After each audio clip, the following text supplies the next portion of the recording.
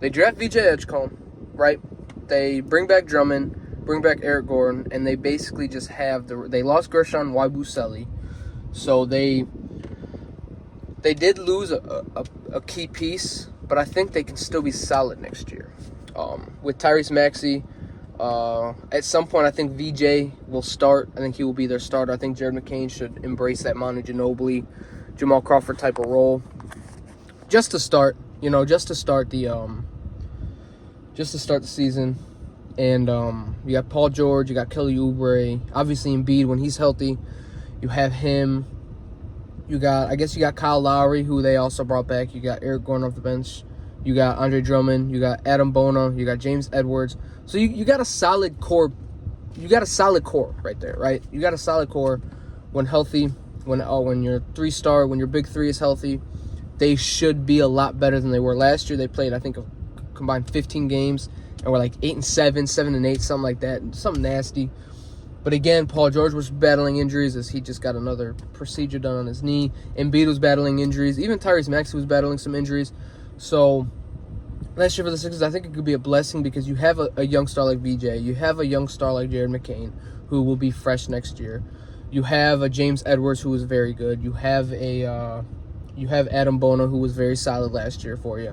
Andre Drummond, I think, could be better, but I don't know how much he's going to play. I feel like they should play Adam Bona a little bit more.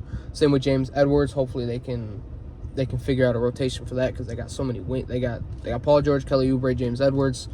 I don't know if that's going to be the starting lineup, Paul George and Kelly Oubre, or if they're going to take Kelly Oubre off the bench. And I don't know how that starting lineup's going to go. I do not know how it's going to go, but I think it's going to be very interesting for the Philadelphia 76ers, especially because the Bucks are, as long as you're healthy, you're going to be better than the Bucks.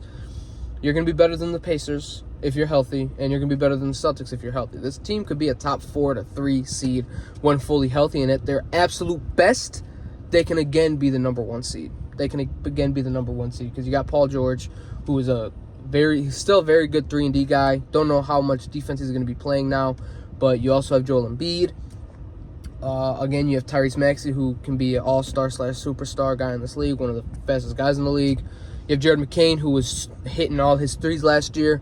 You have VJ, who is an insane athlete. Kelly Oubre, who's just a solid all-around wing. You have young James Edwards, who can do a little bit of everything on that basketball court. Adam Bona can grab rebounds, can finish in the paint.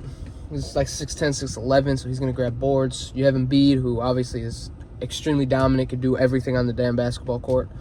You have Kyle Lowry, who can